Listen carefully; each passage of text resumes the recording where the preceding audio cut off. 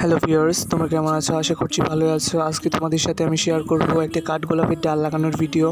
আমি অনেক দিন ধরেই কাঠগোলাপের ডাল খুঁজছিলাম, কিন্তু কোথাও পাইনি। কাঠগোলাপ ফুলটা আমার অনেক প্রিয়, কারণ এটার গন্ধটা আমার কাছে অনেক ভালো লাগে। তো কষ্টে সৃষ্টি এই ডালটাকে জোগাড় করেছি। এই ডালটাকে এখন লাগাবো। ডালটা লাগানোর জন্য আমি এখানে বেশিরভাগ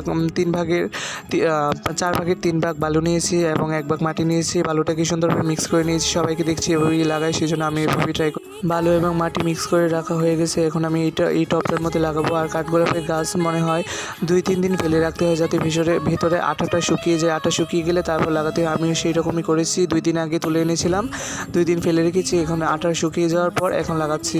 তোমাদের যাদের বাসায় কাঠগোলাপের গাছ আছে আমাকে অবশ্যই জানাবো। তো দেখো, গাছের পাতাগুলো সবগুলো কেটে ছেড়ে পরিষ্কার করে ফেলেছি এবং এটার মধ্যে কিন্তু একটা ফুল ছিল। ফুলের ডাঁটাটা আমি তুলে ফেলেছিলাম প্রথম দিন। আমার কাছে রুট হরমোন না থাকায় আমি এখানে হলুদের গুঁড়া ব্যবহার করছি। তো দেখো, এখানে লাগানো হয়ে গেছে। তো আমার ভিডিওটা ভালো লাগলে অবশ্যই আমাকে জানাবা। তো